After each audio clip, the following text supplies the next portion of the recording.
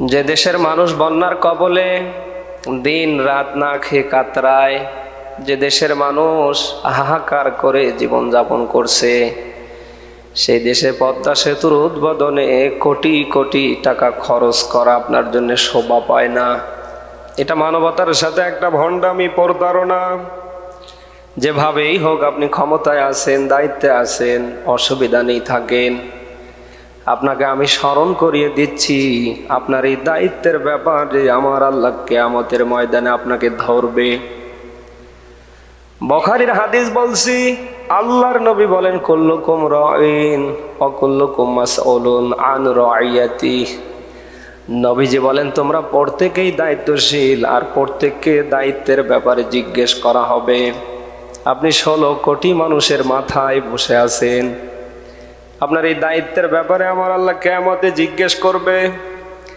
কি জবাব দেবেন আপনি বলেন? যে দেশের মানুষ বন্যার কবলে পড়ে না খেয়ে দিন রাত কাটায়, যে দেশের মানুষ ঠিক মতো দিনবেলা ভাত খেতে পারে না, সেই দেশে আপনি পদ্মা সেতুর উদ্বোধনে কোটি কোটি টাকা খরচ করলেন। এটা মানবতার সাথে প্রতারণা ছাড়া কিছু না।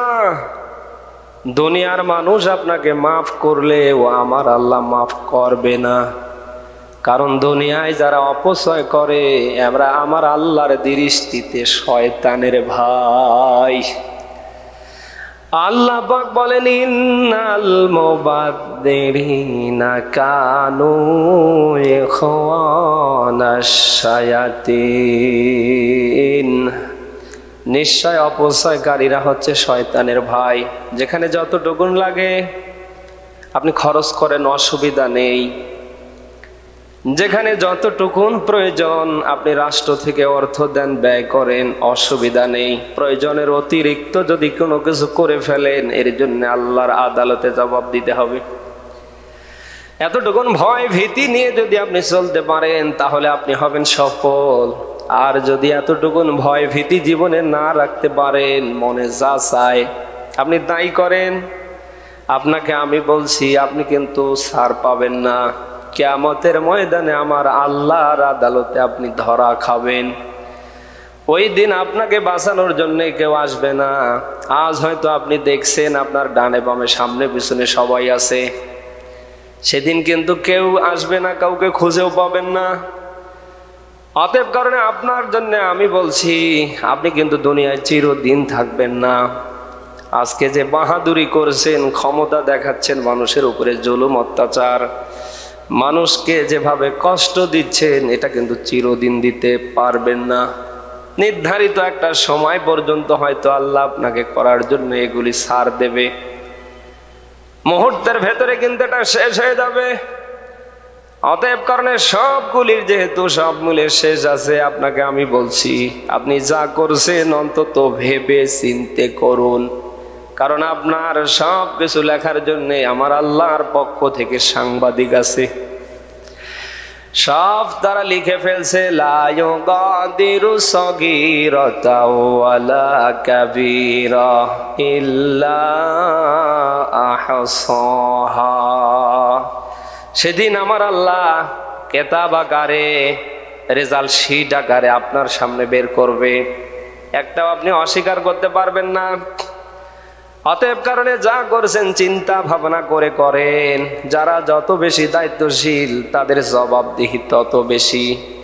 বিশাল একটা পাওয়ারে, বিশাল একটা জায়গায় আপনি আছেন, মনে যা চায় আপনি করবেন না।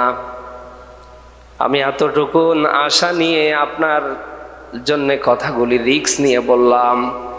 আপনি দুনিয়ায় যদি আমার আল্লাহর জন্য কিছু করতে পারেন, ওটা যাররা পরিমাণ হলেও কিয়ামতের ময়দানে ওটা নাজাতের মাধ্যম হবে। বিশ্বনবী বলেন, আখলিস দীনাকা ইয়াকফিকাল আমালুল কলিল। কেউ ইখলাসের সাথে আল্লাহর ভয় ভীতি নিয়ে, আল্লাহর রাজি খুশির নিয়ে যদি যাররা পরিমাণ অনুপরিমাণ অল্প আমল করে, এটা তার জন্য নাজাতের ওসিলা হবে। এজন্য আপনাকে আমি আহ্বান করছি, আপনি দুনিয়ায় যেটা করবেন সেটা যেন এক আল্লাহ তাআলার রাজি খুশির জন্য হয়। সূরা আনআমের 162 নম্বর আয়াত দেখবেন, আল্লাহ তাআলা নবীকে ডাক দিয়ে বলছিলেন, হে নবী আপনি বলুন, নিশ্চয় নামাজ, নিশ্চয় কোরবানি, জীবন মরণ সব যেন হয় আমি আল্লাহ তাআলার জন্যে। আপনাকে আমি বলছি, আপনি দুনিয়ায় যেটা করছেন সেটা যেন এক আল্লাহ তাআলার রাজি খুশির জন্য হয়। আল্লাহ তাআলার রাজি খুশি বাদ দিয়ে আপনি যাই করেন, সেটা যত বড়ই ভালো কাজ হয় না কেন, ওটা আল্লাহ নেয় না, নেবে না। কারণ আপনি দুনিয়ায় যেটা করছেন পৃথিবীর কেউ না জানলে, কেউ না দেখলে আমার আল্লাহ জানছে, আমার আল্লাহ দেখছে। কারণ আল্লাহ হলো আলিম, আল্লাহ হলো খবীর। এমন কোন জিনিস বাদ নেই আমার আল্লাহর জানা নেই, এমন কোন জিনিস বাদ নেই আমার আল্লাহর দেখার বাকি নেই। আল্লাহ পাক বলেন, ওয়ামা তাফআলু মিন খায়রিন ফাইন্নাল্লাহা বিহি আলিম। ও বান্দা, তোমরা ভালো হিসাবে যেটা করো ওটাও আমি আল্লাহ জানি।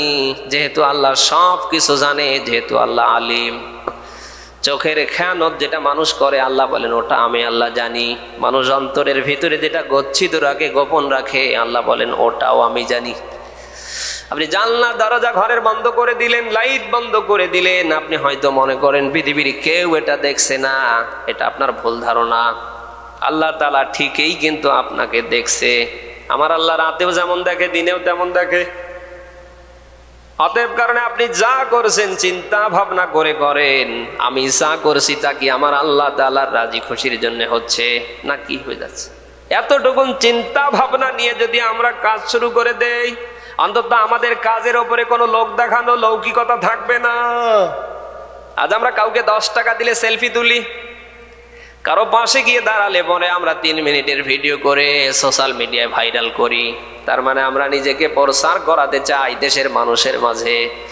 আমরা নিজেকে দাবি করতে চাই, দেখো আমার যে দানবীর কে আছে। আমি আশা করছি আপনি এটা করবেন না। আমল কবুল হওয়ার জন্য, ইবাদত কবুল হওয়ার জন্য গুরুত্বপূর্ণ মাধ্যম হচ্ছে আল্লাহর ভয়, এই যে ইখলাস। আপনি যে কাজটা করবেন এটা যেন আল্লাহর ভয় নিয়ে, ভীতি নিয়ে, ইখলাস নিয়ে করতে পারেন। এখন যদি বলেন যে না ও আমার দরকার নেই, আপনি করে যাবেন, লাভ হবে না। প্রতিদান আমার আল্লাহ দেবে, এই প্রতিদান নিয়ে বাঁচা যাবে না, জান্নাতে যাওয়া যাবে না, বরং হয়ে যাবে উল্টো। এই জন্য কবি বলেন, আমার জীবন আমার মরণ আমার জিন্দেগি, ইয়া ইলাহি কবুল করো আমার বান্দেগি। আমার জীবন আমার মরণ আমার জিন্দেগি, সব হবে একমাত্র আল্লাহর জন্য। আপনার জীবন, মরণ, যৌবন যা আল্লাহ দিয়েছে সব হবে একমাত্র তার জন্য। নাসাই শরীফের হাদিস বলছি, আল্লাহর নবী বলেন কিয়ামতের ময়দানে আমার আল্লাহ সর্বপ্রথম 3 শ্রেণীর মানুষের বিচার শুরু করবে। তার ভিতরে আমার আল্লাহ দানশীলকে ডাকবে, দানকারীকে ডাক দেয়া বলবে, দানকারী তুমি দুনিয়ায় মানবতার কল্যাণে মানুষের পক্ষে হাজার হাজার টাকা পয়সা অর্থ ব্যয় করেছো, তাই না?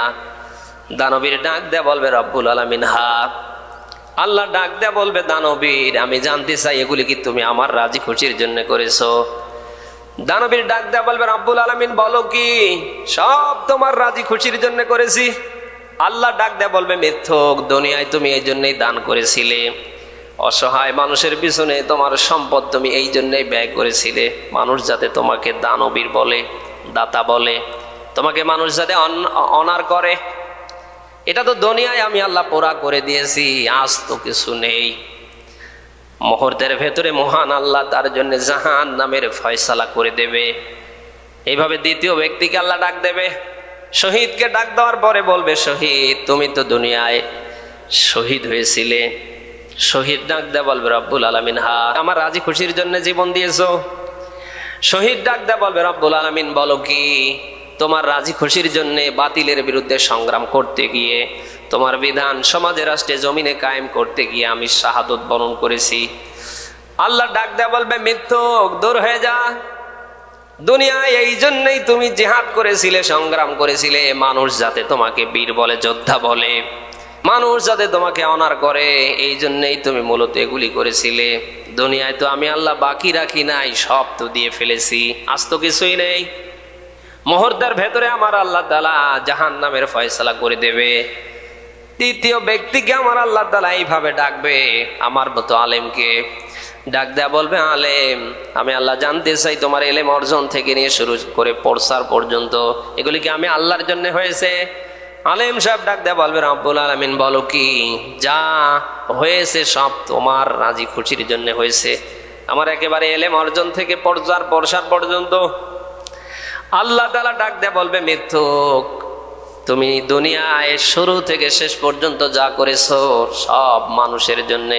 মানুষ যেন তোমাকে বড় হুজুর বলে, মানুষ যেন তোমাকে অনার করে, সম্মান করে, মূলত এগুলি তুমি করেছো।